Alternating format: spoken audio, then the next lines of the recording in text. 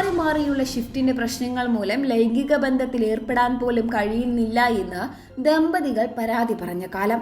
ചിലയിടത്ത് ഓഫീസ് മേധാവികളാണ് പ്രതിഷേധത്തിന് പാത്രമായത്. ജീവനക്കാരുടെ ശകാരത്തിനും എന്തിന് സമ്മർദ്ദത്തിനും കൊലകളിലേക്കും അത് നയിച്ചിരുന്നു. അങ്ങനെ 2019 ഓൺലൈനിൽ വന്ന പ്രതിഷേധങ്ങൾ പാശ്ചാത്യ മാധ്യമങ്ങൾ ഏറ്റുപിടിച്ചു. ഒപ്പം ചൈനീസ് മാധ്യമങ്ങളിലും അതിന്റെ അലകളെത്തി. 2021 ചൈനീസ് കമ്മ്യൂണിസ്റ്റ് പാർട്ടിയുടെ മുഖപത്രമായ പീപ്പിൾസ് ഡെയിലി തന്നെ സംവിധാനത്തെ വിമർശിച്ച് ലേഖനം എഴുതി. മറ്റു മാധ്യമങ്ങളും 996 വർക്കിംഗ് സിസ്റ്റത്തെ വിമർശിച്ചു. സിൻഹുവ ന്യൂസ് ഏജൻസിയിലെ സിൻ ഷി പിങ് പറഞ്ഞത് ഈ സിസ്റ്റം തൊഴിൽ നിയമം ലംഘിക്കുകയും ആരോഗ്യത്തെയും ഭാവിയെയും മറികടക്കുകയും ചെയ്യുന്നു എന്നാണ്. അതേപോലെ ചൈന 996 വർക്ക് ഷിഫ്റ്റ് നിർത്താനുള്ള മറ്റൊരു കാരണമായി പറയുന്നത് ചൈനയിൽ യുവാക്കളുടെയും കുട്ടികളുടെയും എണ്ണം വല്ലാതെ കുറയുന്നുവെന്നത് ചൂണ്ടിക്കാട്ടിയാണ്. ഇത്തരം സമ്മർദ്ദ ജോലിയിൽ കഴിയുന്നവർ പാരന്റിംഗ് ആഗ്രഹിക്കുന്നില്ല. മാതാപിതാക്കളായി ഒരു കുടുംബം മുന്നോട്ട് കൊണ്ടുപോകണമെങ്കിൽ പണം മാത്രമല്ല വേണ്ടത് എന്നത് ചൈന ഇപ്പോൾ തിരിച്ചറിയുന്നു.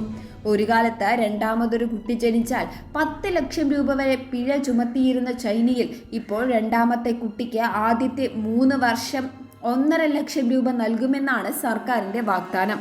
ഏറെക്കാലം ലോകത്ത് ജനസംഖ്യയിൽ 1-ാം സ്ഥാനത്ത് നിന്നിരുന്ന ചൈനയിൽ ഇപ്പോൾ കുട്ടികളുടെ എണ്ണം കുറയുകയാണ്. പുതിയ തലമുറയ്ക്ക് കുട്ടികളെ പരിപാലിക്കാൻ ഒട്ടും താല്പര്യമില്ല എന്നതാണ് ചൈനീസ് സർക്കാരിനെ കുഴയ്ക്കുന്നത്. മൂർത്തിയുടെ ആഹ്വാനം വരുമ്പോഴും ഇന്ത്യൻ തൊഴിലാളികൾ ലോകത്ത് തന്നെ ഏറ്റവും കൂടുതൽ സമയം ജോലി ചെയ്യുന്നവരിൽ പെടുന്നു എന്ന വസ്തുത നിലനിൽക്കുന്നുണ്ട്.